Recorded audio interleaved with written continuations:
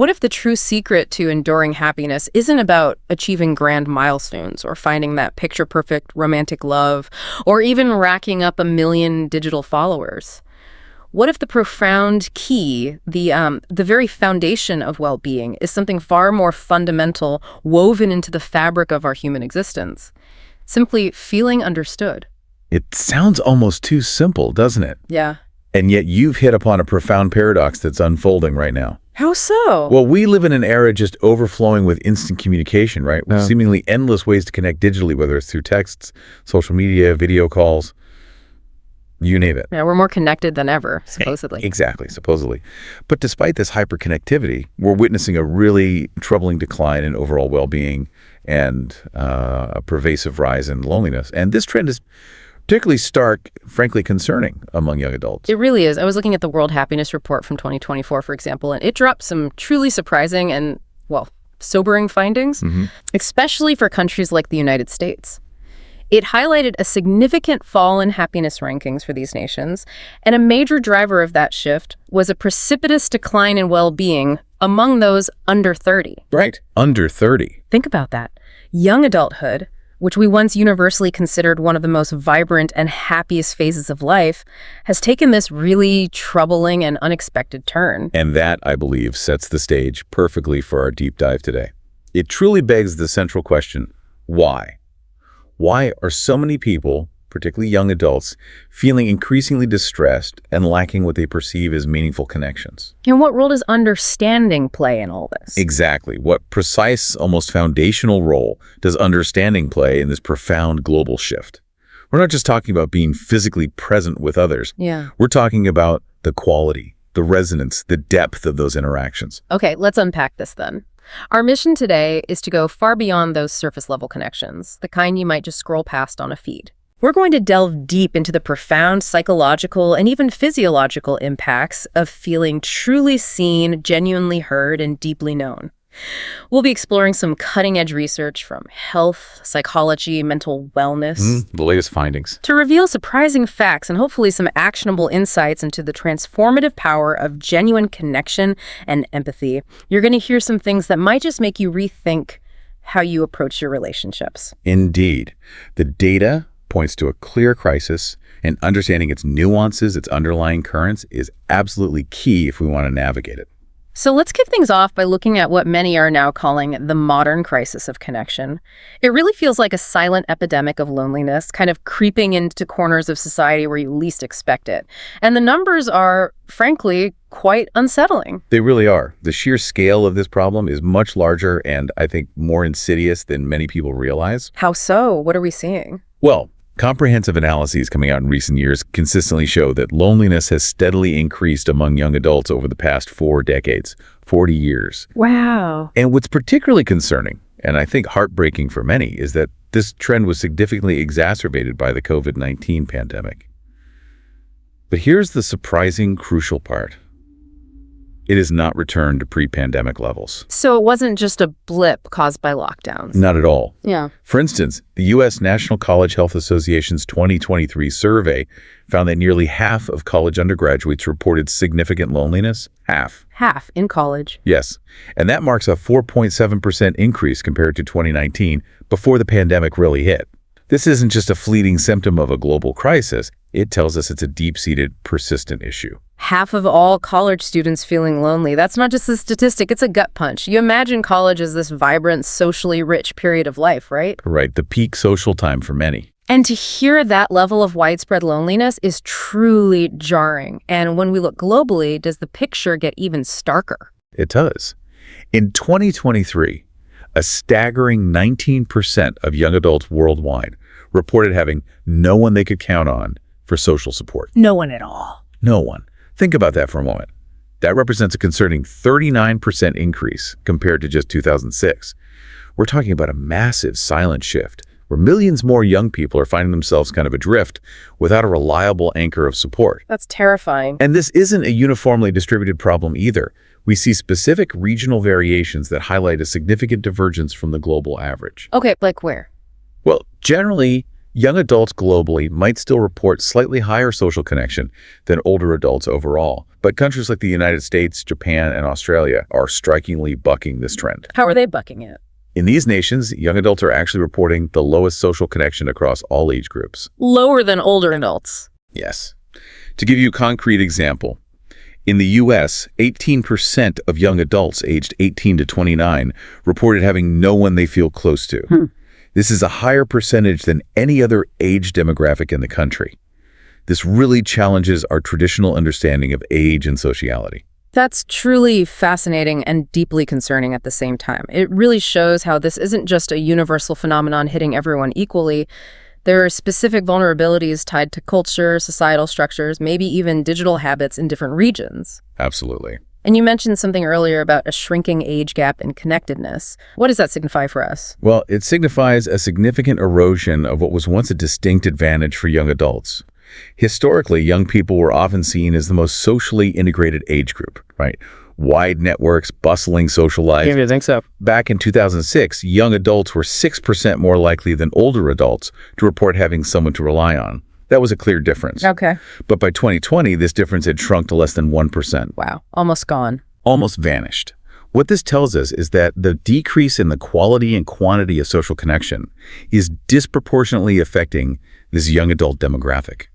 It's a decline concentrated precisely where you might expect the most robust social connections, given the typical social emphasis of that life stage. Yeah. It suggests that the very nature of the young adult social experience is changing. So it's not simply about having fewer friends on paper, like you said. It's about a deeper erosion in the quality and structure of those connections, the very fabric of our social worlds. You mentioned that social connection is a multifaceted construct. Could you break down what that truly means, like beyond just a simple head count? Absolutely. Social connection isn't a simple binary of connected or disconnected. It's far more nuanced. It basically encompasses three key dimensions that work together to define our social landscape. Okay, what's the first one? First, we have quantity. This is quite simply the sheer number of relationships an individual has. It can range from complete social isolation at one end of the spectrum to a wide, expansive network of acquaintances, friends, family at the other. A larger number here, as you might imagine, typically offers access to more interactions, a broader range of potential support, diverse resources. It's the breadth of your social reach, like the number of people you could theoretically call on, or how many contacts you have in your phone. So on paper, that might look good, having lots of contacts. But as you alluded to, that doesn't tell the whole story, does it? Precisely. Not at all. That's where quality comes in.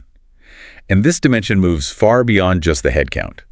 Quality refers to the actual or perceived support, whether that's emotional, social, financial, provided by those relationships. Okay, so it's about what those relationships actually feel like. Exactly. You might have 100 acquaintances to people you interact with regularly, maybe online or offline. But if you don't feel you can truly rely on any of them when things get tough, or if those interactions feel superficial, empty, then the quality of your connections is low. High-quality relationships, on the other hand, contribute significantly to our emotional satisfaction, our sense of well-being, and our perceived reliability of support when we genuinely need it. This is where the real depth of connection resides, that feeling of trust and mutual support. And that's where that feeling of being there for someone or someone being there for you truly manifests. So we have quantity, we have quality. What's the third piece of this puzzle? The third is structure. This refers to the structural makeup of one's social networks. A key example here is density, which describes how interconnected the members of one's social network are with each other. How interconnected? Like, do my friends know each other? Exactly. Think about it. In a very dense network, your friends know each other, they interact, maybe they hang out without you sometimes, they form their own connections. It creates this web of support. Okay. In a less dense network, you might have many individual relationships, but those people don't necessarily interact with each other. Maybe your work friends don't know your college friends who don't know your family. Right, they're all separate bubbles. Precisely. This dimension, the structure, shapes the diversity, the cohesion, and the accessibility of the social resources available to you. Imagine a tightly knit village where everyone knows everyone else's business, often in a supportive way, versus a sprawling city where people might share a building but barely know their neighbors. The microclimate, as some researchers call it, of those social structures is vastly different. That makes so much sense. It's like your personal social ecosystem. And if any of these dimensions, quantity, quality, or structure, are weak or declining, the costs of this disconnection must be profound, extending far beyond just feeling a bit sad or lonely. They absolutely are. The tangible health consequences of loneliness and social isolation are startling. We're moving beyond just emotional distress into serious, measurable physical and cognitive impacts. Okay, like what specifically? Well, for mental health, we consistently see increased risks of depression, anxiety disorders, and a general pervasive decline in subjective well-being. It's not just a transient bad mood, it's a significant risk factor for chronic mental health conditions. So it's not merely a mood thing, it's a measurable risk factor for clinically diagnosable conditions. Exactly. And the physical health impacts are equally concerning, if not more so, because they often go unacknowledged. Studies show higher risks for serious conditions like high blood pressure, heart disease, obesity, and a significantly weakened immune function. Weakened immune function, really? Yes. In essence, chronic loneliness can literally make you sick by affecting your body's fundamental systems. I've heard some research linking this to cognitive decline as well. Is that true? Can isolation actually affect your brain? Unfortunately, yes. The evidence is growing stronger every year. Loneliness and isolation are clearly linked to poor cognitive function, things like memory, attention, problem-solving abilities, and they also associated with a higher risk for dementia, including Alzheimer's disease. It is. And what's more, too little social activity can even make everyday tasks, the ones you take for granted, like driving a car safely or managing your personal finances, become noticeably more difficult. This isn't just about missing out on social events, it's about impairing basic daily functioning. Wow. There's also a powerful pain analogy here that helps explain the biological impact. Emotional pain from loneliness can activate the very same stress responses in the body as physical pain. The same brain areas. Yes, overlapping areas involved in the pain matrix. And when this goes on for a long time, when that stress response becomes chronic, it leads to chronic inflammation throughout the body and reduced immunity. This makes us much more susceptible to a whole host of chronic and infectious diseases. It's a deep biological impact, not just an emotional one. Okay, here's where it gets really interesting for me, and perhaps a bit surprising. You've laid out this crisis of disconnection, these profound costs. But what's at the very core of what makes a connection truly meaningful? Our sources, and a lot of profound psychological insight, suggest that feeling understood might be the answer. Maybe even more so than feeling loved. That feels like a bold claim. It is a bold claim, and it's one I've seen manifest in countless ways throughout my career, whether in therapeutic settings or just observing human interaction. Feeling understood might actually be even more crucial than feeling loved. More crucial. How? Well, it might serve as a fundamental prerequisite for other desires, like love or belonging, to be truly fulfilling. Think about it. If you don't feel truly seen or known by someone, does their love really land in the same way? Does it penetrate to the same depth? I see what you mean. You can be loved fiercely. Maybe someone showers you with affection or gifts. But if that person fundamentally misunderstands who you are, what drives you, what you truly feel, there's an inherent loneliness there, isn't there? The love feels misdirected somehow, or like it's for an idea of you, not the real you. That immediately makes me think of those moments, perhaps in a therapy session or even just talking with a good friend, when they perfectly summarize what you're feeling, articulating thoughts you hadn't even fully formed yourself, and you just blurt out exactly. Yes. That feeling of being gotten, it's like a light switching on. It's incredibly powerful. That exactly moment is, for me, paramount. It's a fundamental recognition. Conversely, when you don't feel understood, there's an almost instantaneous break in connection. It's jarring. Yeah, you feel it immediately. You do. It leads to immediate feelings of uneasiness, a profound sense of aloneness, or even sharp irritation, like they just don't get it. Without feeling truly known, individuals can experience profound estrangement, a deep, hollow emptiness, and even despair. That sounds incredibly isolating. It is. And it's no coincidence that loneliness is often virtually synonymous with depression. They feed into each other. And in extreme cases, a chronic, pervasive sense of alienation, of never truly being seen or heard, can sadly lead to severe mental health crises, including suicidal thoughts and actions. If your entire existence feels like a performance because no one truly gets the real you deep down, That's a truly bleak and dangerous place to be. It strips away meaning. So it's about that crucial bridge being built, right? In romantic relationships, for example, it must be incredibly challenging to sustain that deep, intimate love if one partner doesn't truly get the other, if they're constantly missing the mark on what the other person values or feels. Absolutely. Intimacy in this sense involves intimately crossing that divide between two separate minds to feel fondly joined with someone. It's that cognitive empathy, that understanding of their inner world that really binds you together. Without it, the intimacy can feel quite superficial. And this deep mutual understanding, this must form the very bedrock for a secure sense of self and overall well-being. Precisely.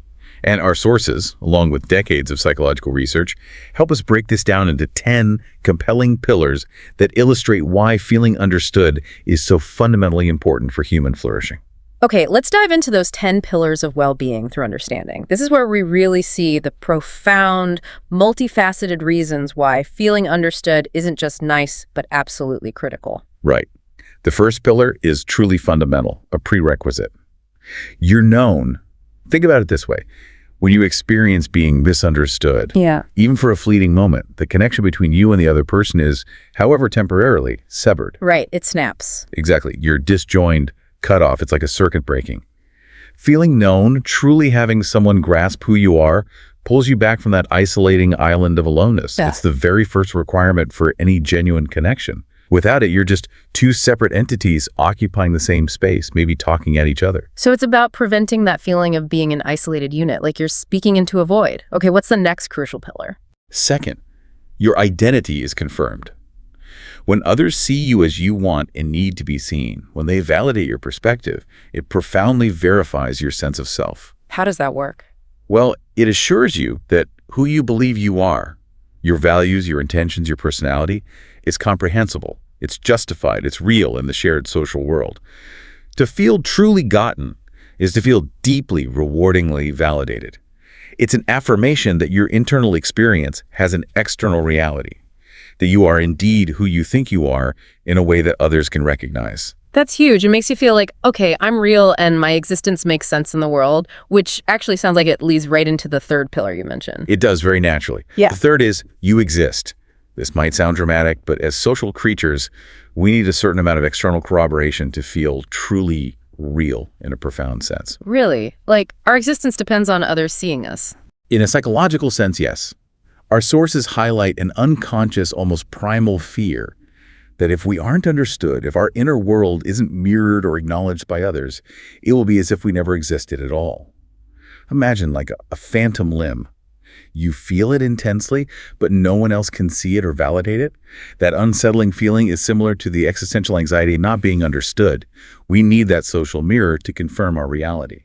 Wow, that's powerful and a bit unsettling to think about. And then from confirming your existence comes the fundamental sense of belonging, I suppose. Exactly, the fourth pillar. You belong.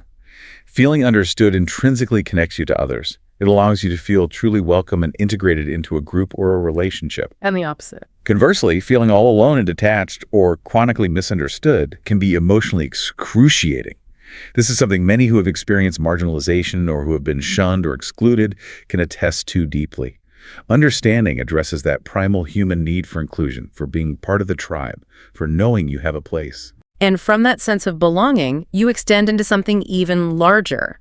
Perhaps a sense of purpose beyond just yourself. That's the fifth pillar. You're part of something larger than yourself. When you feel understood by others, especially within a community or a shared endeavor, it expands your self-perception. How so? You no longer feel like just a solitary island. You feel connected to a community of like-minded individuals, or maybe to a shared purpose or cause. This makes your life feel more meaningful, more purposeful, and significantly contributes to your sense of personal value. It's about transcending the individual self, finding your place in a grander narrative. So it's not just about me, it's about us and what we can achieve or experience together. And with that comes acceptance, doesn't it? Being seen and still included. Yes, absolutely. The sixth pillar, you're accepted. Feeling understood is tantamount to feeling socially recognized and endorsed. It's an implicit message of, I see you and you're okay. Even non-verbally. Especially non-verbally sometimes. Even subtle cues of empathy, a knowing nod, a shared glance across a room, a genuine smile of recognition can provide immense comfort and validation. It's a fundamental form of social acceptance, indicating that you are seen and approved of, your quirks and all, no matter how introverted or maybe unique you might perceive yourself to be. We are, after all, gregarious creatures at heart, wired for that connection and acceptance. Which I imagine then gives you the confidence to move forward, to actually do things you might otherwise hold back from. That's the seventh pillar, and it's a powerful one. You're empowered. When you feel understood, you're no longer groping in the darkness, constantly second-guessing yourself or your intentions. How does understanding empower you? Well, with others' respectful willingness to recognize you and your motivations, you are empowered to pursue and accomplish things you might otherwise hesitate to do. Your efforts feel more validated, more meaningful, and ultimately more effective when you have a sense that others care about them too, that they see what you're trying to do. It's like having a silent cheerleading squad, giving you the boost to take that leap, start that project, speak your mind. That's fascinating. It's not just emotional validation, it's a practical catalyst for action. And it also circles back to self-discovery, doesn't it? Almost like a feedback loop you mentioned earlier. It does indeed. The eighth pillar is truly profound. You understand yourself better. This is a subtle but incredibly powerful benefit. How can someone else's understanding help me understand myself? It sounds counterintuitive, right? But when another person intuitively summarizes your shared thoughts, or maybe articulates a feeling you've been grappling with in a way you couldn't quite grasp, they might even reveal deeper personal ramifications or connections you hadn't fully realized yourself. Their insight, stemming from their understanding of you, can profoundly deepen your own self-comprehension. It's like looking into a mirror that not only reflects your image, but also shows you a new, previously unseen angle or aspect of yourself. So understanding from others actually helps you understand yourself. And that, in turn, must inevitably improve all your other relationships, right? Absolutely. The ninth pillar follows directly. You experience more satisfaction in relationships. When you feel understood, it naturally encourages vulnerability and openness on your part. You feel safer to share your true self. Because you trust they'll get it. Exactly. And that vulnerability, that willingness to share your true self, warts and all, in turn, prompts others to be more vulnerable and honest with you. This creates a beautiful, positive feedback loop, leading to deeper, higher quality relationships that are built on authenticity and mutual respect. It's the pathway to truly intimate, fulfilling bonds, not just superficial ones. That makes perfect sense. Deeper connection, more vulnerability, more understanding. It builds on itself.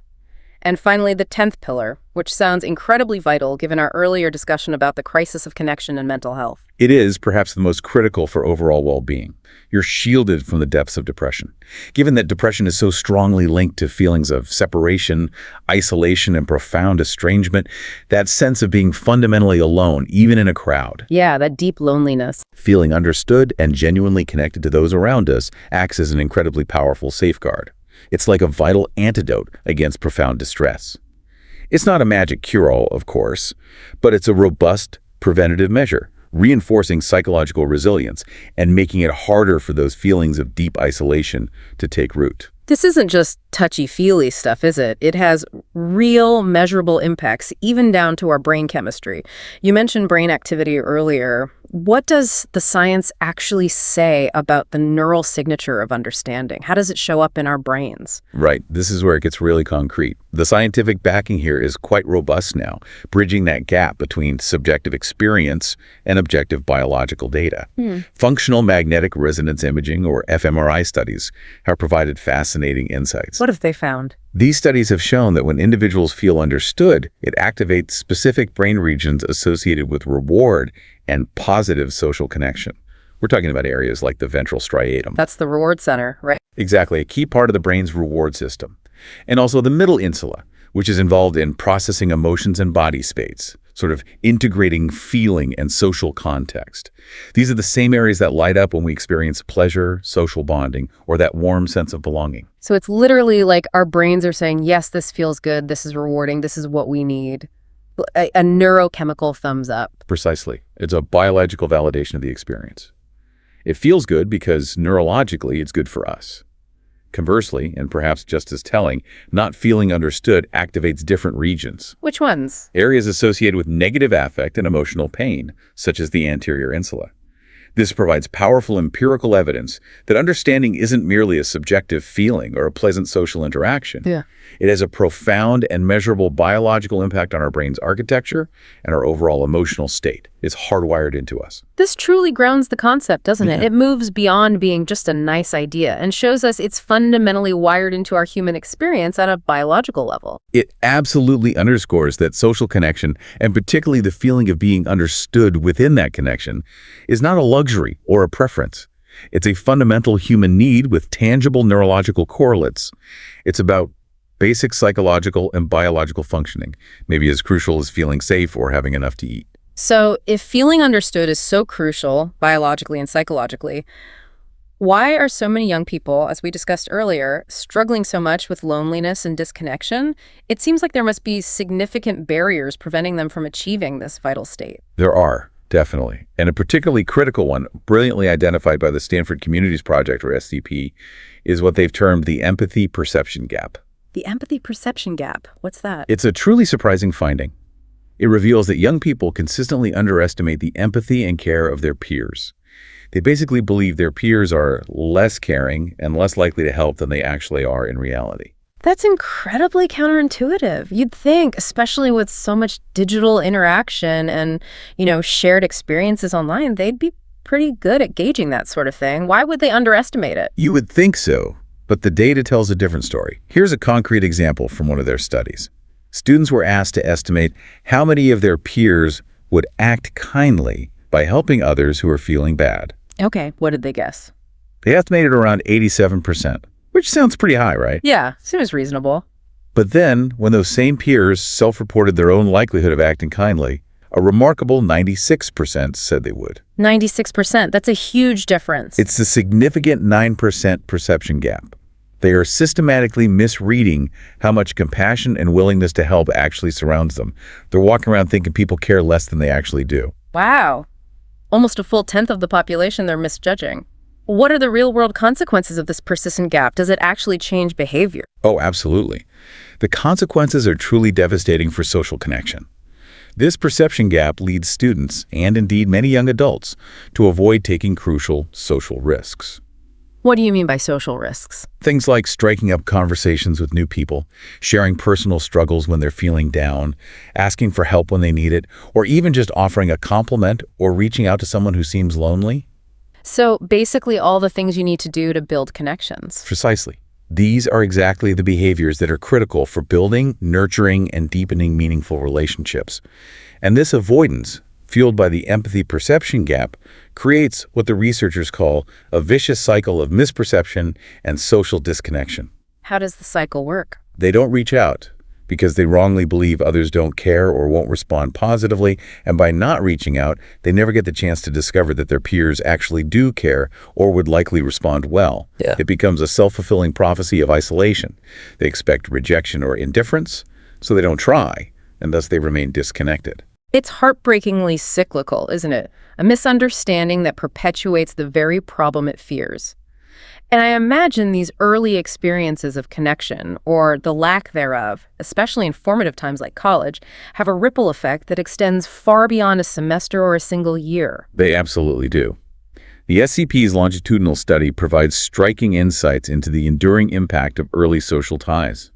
They found something truly remarkable. What was that? The number of social ties, or friendships, a university's student forms in their first few weeks of college significantly predicts their long-term mental health trajectory over subsequent years. The first few weeks? Seriously, that's such a specific, almost surprisingly critical window. It makes you think about how many opportunities might be missed right at the start. It truly is a foundational period. The impact they found was profound. Every additional friendship formed in those initial weeks was associated with a significant reduction in the likelihood of worsening depressive symptoms over the subsequent years. So each friend helps protect against depression later on. In a statistical sense, yes. And conversely, each new friendship increased the likelihood of being on a getting better trajectory by 17%. The flip side of this coin is equally impactful. Losing a friendship during that period increased the chances of falling into a getting worse trajectory by 19%. Wow. This highlights just how foundational and protective these early connections are, shaping not just immediate happiness, but long-term mental resilience and well-being trajectories. It really sets the tone. That's incredible. It shows how much those initial social building blocks matter for long-term well-being. But it's not just about your immediate friends, is it? You mentioned this broader idea of a social microclimate around you earlier. That's right. Beyond individual one-on-one relationships, we need to consider the broader social ecosystem that we inhabit, what the research refers to as a social microclimate. This isn't just about your direct friendships, but the general level of interconnectedness and cohesion within a larger social environment. Think about a residential hall, a workplace team, or even a neighborhood. This microclimate significantly impacts an individual's well-being, often in ways that are beyond their direct personal control. You're influenced by the overall vibe. So even if I don't know everyone personally in my dorm, for example, the overall level of connection and friendliness in that community can still affect my well-being. Like if everyone generally gets along, even if I'm not best friends with all of them, that still has a positive impact on me. Precisely. The research found exactly that. Students who lived in high-density halls, meaning where community members were more interconnected, where there was more general interaction and maybe shared activities and support among peers, reported lower psychological distress and higher life satisfaction themselves. Even controlling for their own number of friends. Yes, even when accounting for their personal network size. It demonstrates the significant importance of community cohesion, of a robust collective social fabric. A strong social microclimate offers a pervasive sense of security, belonging, and shared positive experience that benefits everyone within it. It's like living in a warm, supportive atmosphere versus a cold, disconnected one. This makes me think about those unexpected moments of connection we all experience. Maybe a fleeting smile from a stranger, or a quick chat with a barista. We often think grand gestures or deep friendships are key, but our sources actually challenge that assumption, suggesting smaller interactions matter too. Indeed they do, and it's quite liberating, I think. The research shows that even brief, seemingly insignificant interactions with strangers can significantly boost our happiness. This really challenges the common assumption that only deep, long-standing, or intense relationships truly contribute to our well-being. Sometimes the small moments are surprisingly powerful too. Really? Like just saying hi to someone you pass on the street can actually make a difference? Potentially, yes. One fascinating study found that university students who were instructed to interact with strangers for just 30 minutes on their commute actually enjoyed it more than those who were allowed to spend that time in solitude, just listening to music or staring ahead. They preferred talking to strangers over being alone. According to this study, yes. Think about that. A brief chat was reportedly more enjoyable than quiet contemplation for many. And other studies back this up.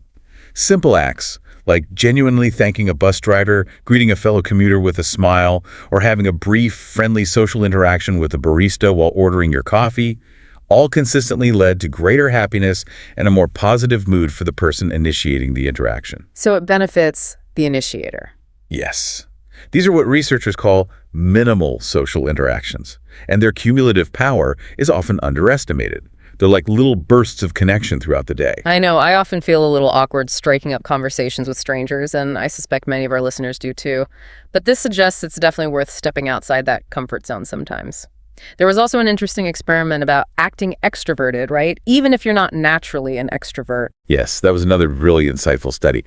It found that people who were randomly assigned to act more extroverted, meaning they were instructed to be bolder, more outgoing, more talkative, for just a week, experienced significantly more positive moods. Even introverts. Yes. And here's the kicker. This held true even if they identified as introverts by nature. Interestingly, this improvement in happiness wasn't necessarily due to having more social interactions in total, but because of how they behaved during those interactions. So it wasn't the quantity, but the quality or style of interaction. Exactly. It implies that the act of engaging socially with more enthusiasm and openness, even in small ways, can fundamentally shift our mood and perception of connection. Our behavior can influence our internal state, perhaps more than we realize. Acting the part can help you feel the part, to some extent. That's incredibly powerful. It suggests we have far more agency over our social experiences and our well-being than we might initially think.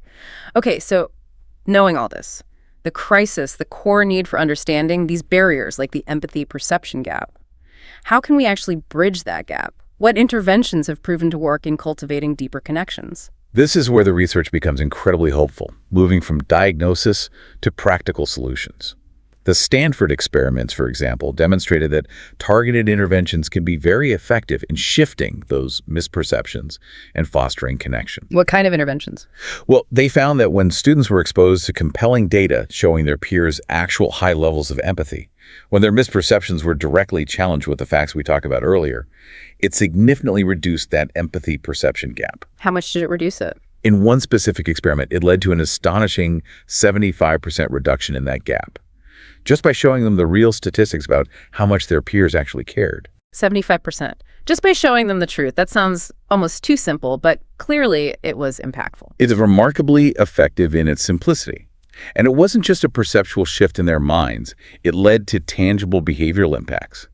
These interventions led students to immediately take more social risks. Like what?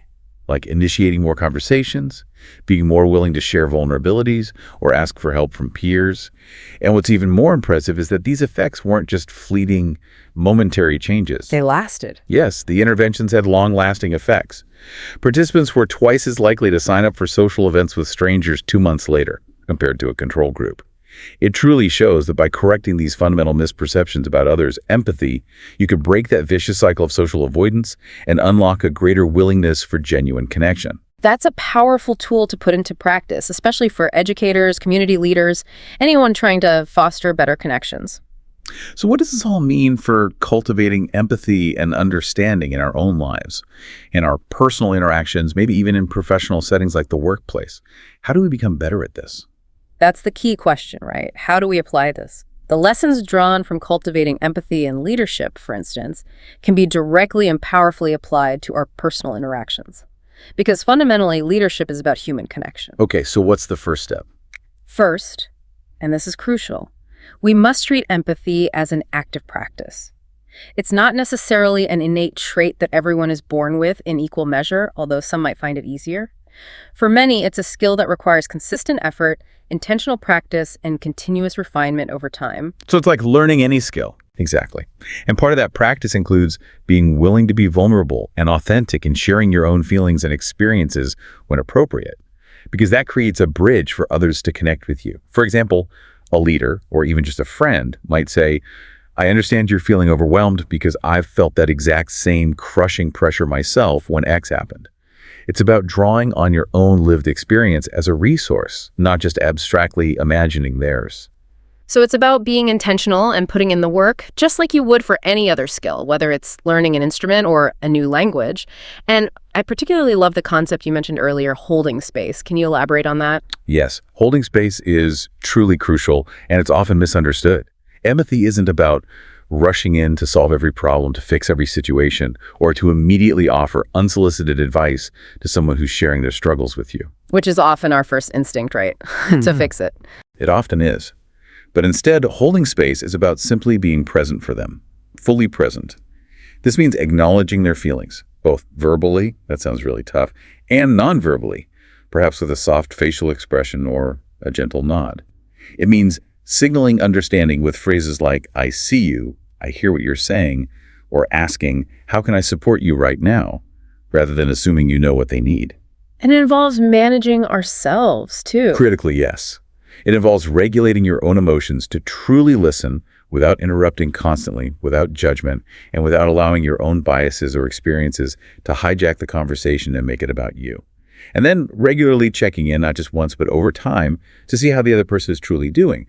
It's essentially creating a safe, non-judgmental container for their emotional experience. It's about creating that safe container for someone's emotions rather than immediately jumping to fix it, or worse, invalidate it. And that, I imagine, requires a deep level of self-awareness, doesn't it? You can't truly hold space for someone else if you're not aware of your own internal landscape, your own stuff. Absolutely. Self-awareness is the foundational step.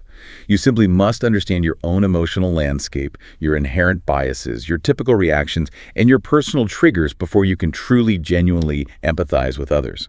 Why is that so crucial? Because, as Dr. Kamal Bhasin, a prominent expert in this area, wisely states, empathy is the practice of using one's own lived experience as a resource for understanding.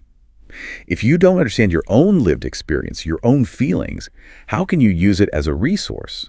This self-knowledge deepens your ability to connect authentically because you understand the wellsprings of your own feelings, which then allows you to better recognize and relate to similar feelings in others. You need to know your own internal world before you can even begin to navigate someone else's with any degree of accuracy or compassion. That's a profound point. If you don't know yourself, how can you truly connect with or even accurately recognize someone else's experience? It seems almost impossible. Precisely. And just briefly, on a broader, more societal scale, there are vital policy-level implications to consider here too. Systemic efforts, like implementing comprehensive social and emotional learning, or SEL, curricula in schools, are absolutely vital. Teaching these skills early. Exactly. These programs aim to foster systemic changes that promote healthier relationships at scale, embedding practices that help students develop critical tools for connection, empathy, self-regulation, and self-awareness from a very early age. It's about building a more resilient, connected society from the ground up, not just relying on individual efforts. So it's truly about both individual effort, that personal growth piece, and broader systemic support to build a more connected, empathetic world. It's a comprehensive approach, as you said earlier, to address this modern crisis of connection. That's the integrated, holistic approach we really need, I believe. And that brings us to our final section, your role in the equation being understood and understanding others. Because this isn't just about what others do for us or what we hope they do. It's a two-way street, a reciprocal dance, isn't it? It absolutely is. It's a vital, dynamic dance of reciprocal understanding. And nowhere is this more evident than in our most intimate bonds, like romantic relationships. Insights from couple psychology consistently emphasize that healthy, lasting relationships don't just happen. They thrive on three crucial pillars. Which are? Truly effective communication, a profound emotional connection, and constructive conflict resolution. Okay, so communication isn't just about talking at each other. It's about being assertive, direct, respectful, and expressing your needs and feelings, while simultaneously truly listening to understand the other person's perspective, even if you don't agree with it. That's it, exactly. Poor communication, where intentions are constantly misread or feelings are dismissed or minimized, almost inevitably leads to misunderstandings, building resentment, and escalating conflict. It erodes the foundation. And the emotional connection piece. Well, beyond just communication mechanics, that emotional connection, that feeling truly seen, heard, and deeply understood by your partner is like the oxygen of the relationship. Actively fostering empathy for your partner day in and day out, trying to see the world through their eyes, is absolutely crucial for building and maintaining these strong, resilient emotional bonds. Even without that. Without that emotional resonance, couples can feel profoundly lonely, deeply disconnected, and ultimately unfulfilled, even if they share a home, finances, and a life on paper. It's incredibly interesting how feeling understood pops up again and again as a core, almost indispensable component of this emotional connection in all types of relationships. But this also circles back profoundly to the individual, doesn't it? The mirror of self-understanding you touched upon. It absolutely does. It forces us to turn that lens inward and confront some critical questions for our own self-reflection. First, a tough one, perhaps. Are you doing everything you can to make yourself understood? Ooh, yeah. That's putting the responsibility back on us. It is, partly. We often fall into the trap of assuming that if someone misunderstands us, it's entirely on them of failing in their listening or perception. But sometimes, and this is a humbling thought, a misunderstanding might stem directly from how we convey our thoughts, not just how others receive them. How so? Are you being clear? Are you being direct? Are you using simple, unambiguous language? Are you considering the other person's context? And perhaps most importantly, are you checking for comprehension? Do you ever ask, does that make sense? Or did I explain that clearly? Or what are you hearing me say? That's a powerful realization. It makes me think about times I've sent a quick text or email that I thought was perfectly clear, only to get a wildly off-base response. Perhaps the miscommunication started at my end. Precisely. If a response to your text or email seems completely off base, it's always worth rereading your own message first. Check for clarity, tone, which is so hard in text, potential ambiguity. You can't just assume you'll be understood unless you take the time and care to ensure your language is crystal clear and your message is packaged for clarity. We have a responsibility in that communication chain. Okay, so that's the first big question for ourselves. And then the second, perhaps even deeper question. How well do you understand yourself? This is perhaps the most fundamental point of all. Why is that the most fundamental? Because, let's be honest, if you're unclear about your own characteristics, your core values, your deepest preferences, your triggers, or your underlying motives, It's virtually impossible for anyone else to truly grasp who you are. If you're befuddled about yourself, if your own inner landscape is a confusing maze, how can you expect someone else to navigate it or truly get it? They'll be trying to understand a shifting target, or maybe just reflecting your own confusion back at you. So before you can truly be understood by others, you need to put in the often hard work to understand yourself. It's almost a prerequisite to genuine connection from the outside. Precisely. This underscores the profound importance of self-inquiry. Whether that's through engaging with self-help resources like books or reputable online courses, consistent journaling to unpack your thoughts and feelings, mindfulness practices, or perhaps working with a professional therapist to explore your inner landscape with guidance. Knowing yourself, truly understanding your own operating system is every bit as important as being known by others. In fact, one often flows directly from the other.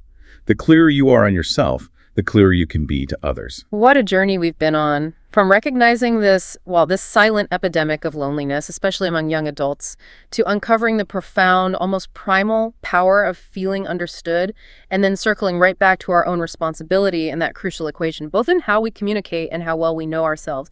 It really highlights the deep interconnectedness of our individual well-being and our relational health. It truly does. It's a comprehensive view, isn't it? Showing how fundamental connection and understanding within that connection is to truly thriving, not just surviving. So what does this all mean for you, our listener, as you go about your life? I think the core message from this deep dive is clear. The happiness of being understood is not a luxury, it's not a fleeting emotion, but a fundamental human need, one that profoundly impacts our mental, our physical, and our relational well-being.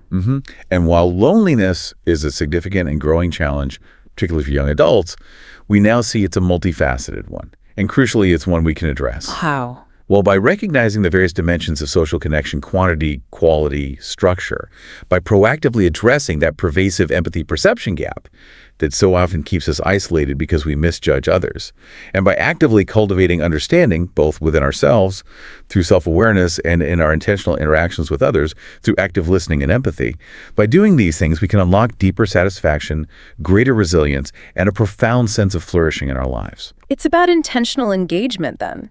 Stepping into the space of genuine connection, even when it feels risky. Exactly that. Absolutely. This deep dive has shown us that true connection isn't just about physical presence or even digital presence. It's about that profound recognition, that feeling of being seen and known. So as you go about your day today, maybe consider this.